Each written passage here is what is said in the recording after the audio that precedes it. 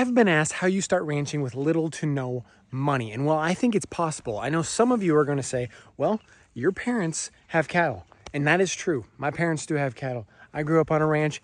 I grew up in that environment, and that is an advantage if you want to get started. That is if you get along with your parents. There are some things that you can do if you want to start ranching if you grew up in the big city. So let's break it down. Now, anybody who knows a rancher who grew up in a rural community knows that most of the generation of ranchers who are getting close to retirement, most of them want to help people. Most of them are good people who worked very hard for what they have. You know, they went through the 80s, the tough time in agriculture, something that everybody always talks about.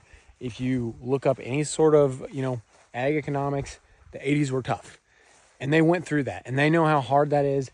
And, they look at where we have interest rates today and they laugh because they've had interest rates double of what we have right now. 8% interest, it's high.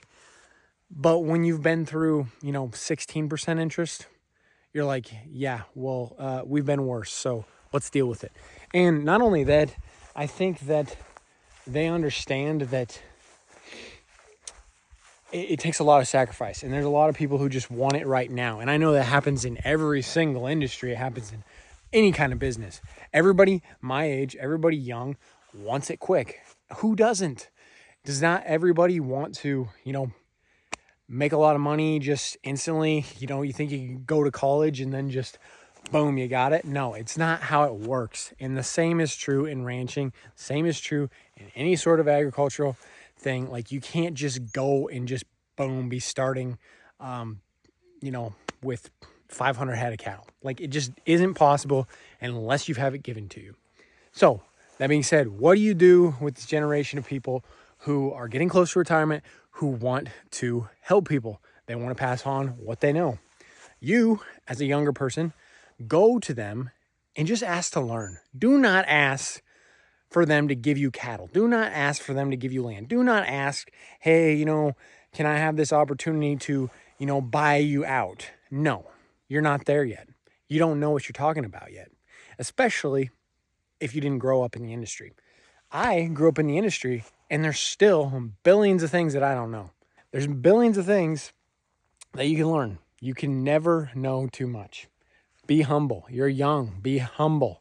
You don't know everything. You're not entitled. Don't be like that. If you're going to be entitled, if you're going to act like you know everything from the get-go, if you got this business degree and now you know how to run a ranch, you know how to run a business, shut up. You don't know anything. You're young. Same is true with me.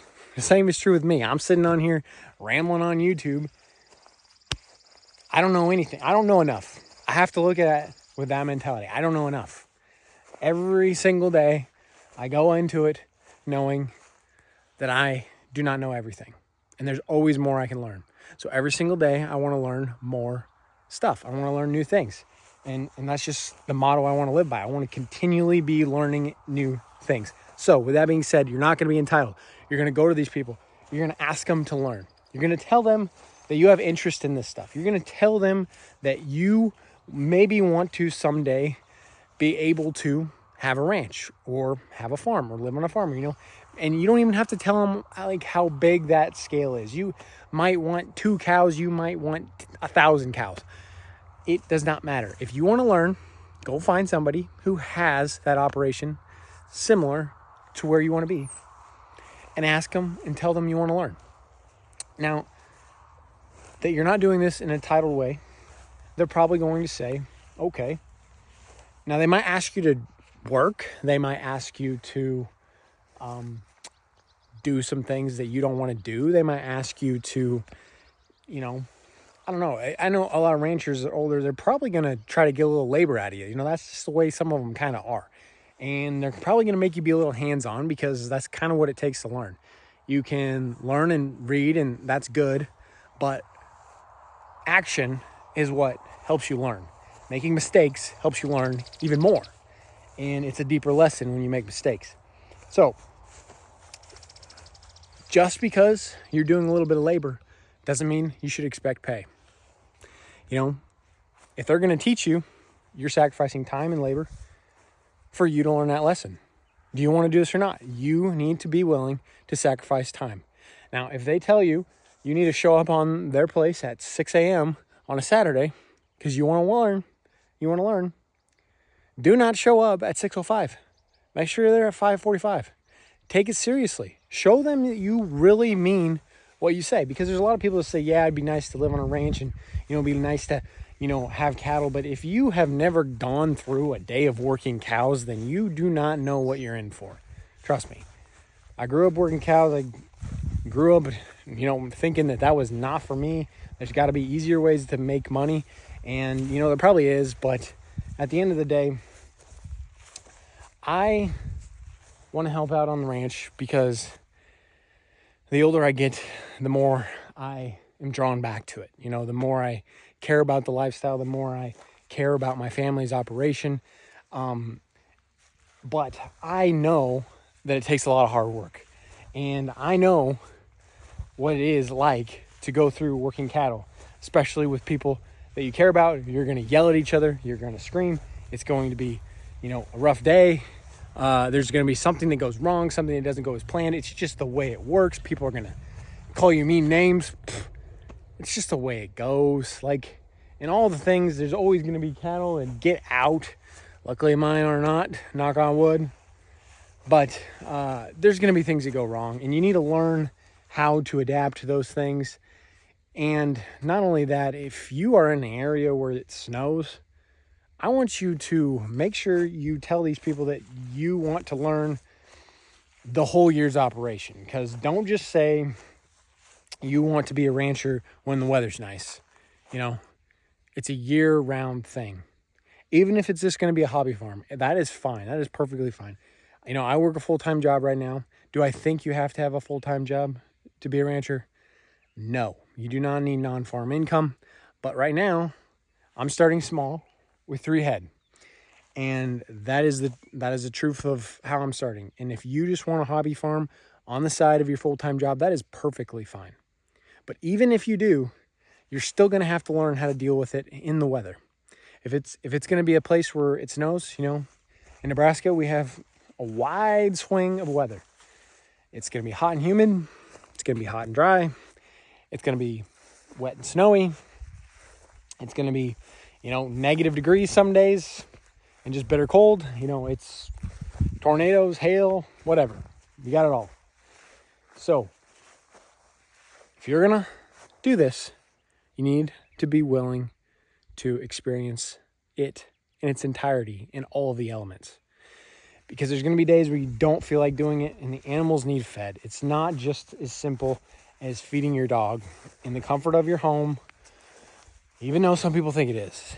Even your pet cows, even you that have those mini Highlanders and those things and those mini Herefords and all them things right now, yeah, they're cool and whatever, and you can have those, it's fine, but they're still different than dogs. Even if they're your pets, they're cows. They're different species. And when they're outside, there's a lot that goes into it. There's a lot that goes into fencing. There's a lot that goes into feeding them. You need to make sure that they're getting water plenty of times. When it gets hot out, they have to have enough water to keep cool. You need to know these things. Vet bills are more expensive. There's just so much that goes into it that people don't realize. And so you need to go to somebody who knows what they're doing, and you need to just tell them you want to learn, not in an entitled way. And no matter what they tell you, if you want to take it seriously, you go ask them for your opinion. And I don't want you to do one person at a time. I don't want you to go talk to all the ranchers and just take notes and say, blah, blah, blah, blah. No, I want you to go experience it with one person, because everybody's going to have their little things that they do different. Everybody runs their operation a little different. If you've ever worked cattle with more than one family or more than one operation, you're going to understand that everybody runs cattle a little bit different. Everybody's cattle act differently.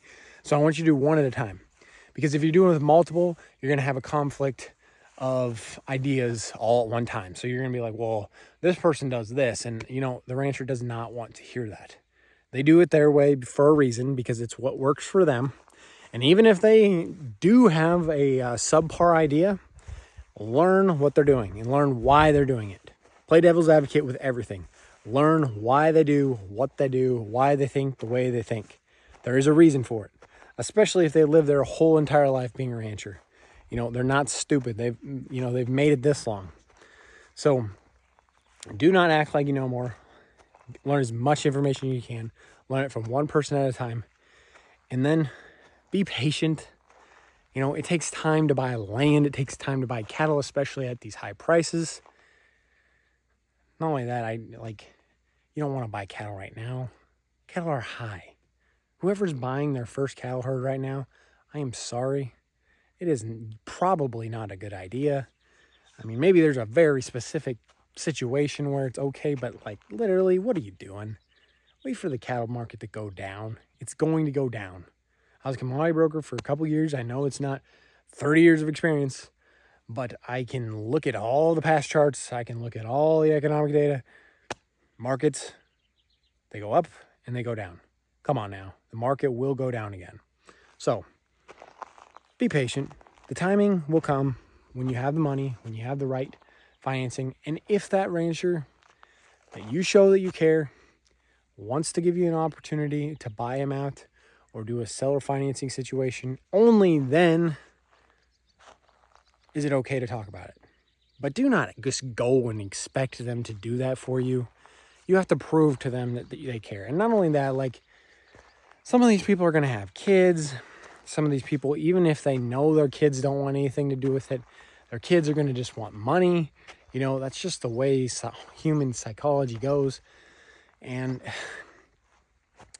if you have any chance of getting those people to sell to you, the kids, if they just want money and they're just sitting there waiting for their parents to die, their grandparents to die, I don't think that's right.